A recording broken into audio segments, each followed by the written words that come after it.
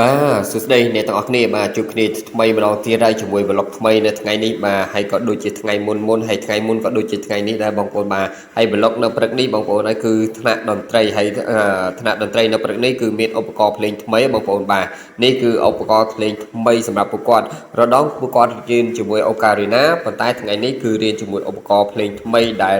មជ្ឈមណ្ឌល Salmon ទើបតែរៀបចំម្ដងទៀតក្នុងវគ្គថ្មីសម្រាប់ពួកគាត់អញ្ចឹងបងប្អូនបាទហើយដូចបងប្អូនបានឃើញនៅក្នុងវីដេអូអញ្ចឹងម្នាក់ខំប្រឹងរៀនខ្លាំងមែនតើបងប្អូនហើយដោយសារតែការរៀនទីនេះគឺអត់មានការបង់ប្រាក់ទេដោយសារអីដោយសារតែមណ្ឌលគឺជួយដល់ពួកគាត់ហើយមិនថែមតែប៉ុណ្ណោះគឺមានទាំងអាហារបរិភោគទៀតបងប្អូនហើយនេះចុងភៅកំពុងតែរៀបចំ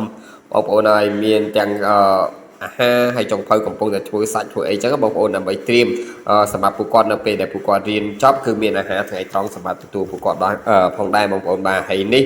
បន្ទាប់មកទៀតគឺចូលមកដល់ថ្នាក់តន្ត្រីដដែលបងប្អូនបាទដូចបងប្អូនបានឃើញចឹងហើយនៅទីនេះគឺមានគ្រូ2នាក់សម្រាប់ថ្នាក់តន្ត្រីមានគ្រូរ៉ានីមួយហើយនិងលោកគ្រូអ៊ីសាមួយដែរដែលគាត់ជាអ្នកបង្រៀនឧបករណ៍តន្ត្រីហើយបងប្អូនទាំងគ្នាបើចង់ចេះតន្ត្រីតាក់ទងជាមួយនឹងគ្រាប់ភ្លេងដូចជាដូរេមីហ្វាសូឡាស៊ីដូអញ្ចឹងទៅ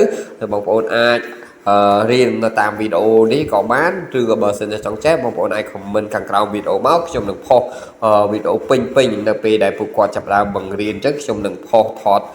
ផុសនៅអ្វីដែលពួកគាត់បានបង្រៀនអញ្ចឹងបងប្អូនខ្ញុំអត់បានបញ្ចូលសលេងដោយសារនេះគឺ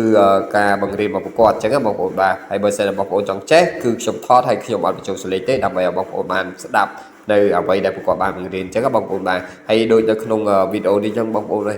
តែយើងចេះដូរេមីហ្វាសូឡាស៊ីដូគឺយើងអាចរៀនតន្ត្រីបានហើយបងប្អូនឲ្យតែយើងចាំបានហ្នឹងហើយព្យាយាមចង់ចាំទៅគឺយើងអាចរៀនបានដែរបងប្អូនបាទហើយឧបករណ៍តន្ត្រីមានដូចនៅក្នុងបងប្អូនបានឃើញនៅក្នុងវីដេអូដូចនៅលើតុអញ្ចឹង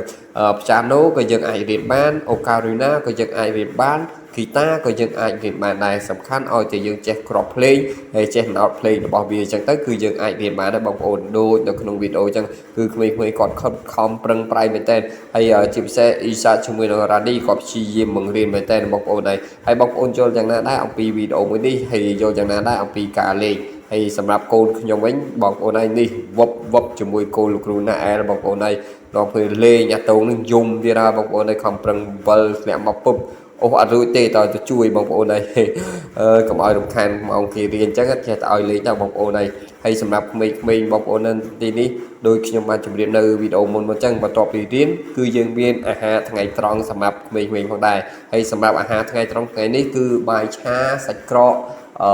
ជាមួយពងទាសម្រាប់ពួកគាត់បងប្អូនបាទបាយឆាសាច់ក្រកជាមួយពងទាបងប្អូនហើយបងប្អូនឃើញនៅក្នុងចានតិចហ្នឹងមិនមែនថាហេតុអីក៏យើងដាក់ឲ្យតិចមិនមែនទេបងប្អូនបាទគឺយើងដាក់ឲ្យគាត់ប៉ុណ្្នឹងសិនដល់ពេលដល់គាត់ញ៉ាំអស់គឺគាត់អាចថែមបានអញ្ចឹងបងប្អូនបើសិនយើងដាក់គាត់ពេញចានគឺគាត់ញ៉ាំអត់អស់គឺសល់ចាក់ចោលហើយបងប្អូនប៉ុន្តែបើសិនគាត់ញ៉ាំប៉ុណ្្នឹងអស់ដល់ពេលដែលគាត់បន្ថែមទៀតគឺយើងនៅតែបន្ថែមឲ្យគាត់ដដែលទេបងប្អូនបាទហ្នឹងហើយបងប្អូនអរគ្នាហើយយល់យ៉ាងណាដែរអំពីការបង្រៀនអំពីច្បាប់អំពីអ្វីដែលមជ្ឈមណ្ឌល Salmon បាទជួយទៅកាន់ពួកគាត់ទាំង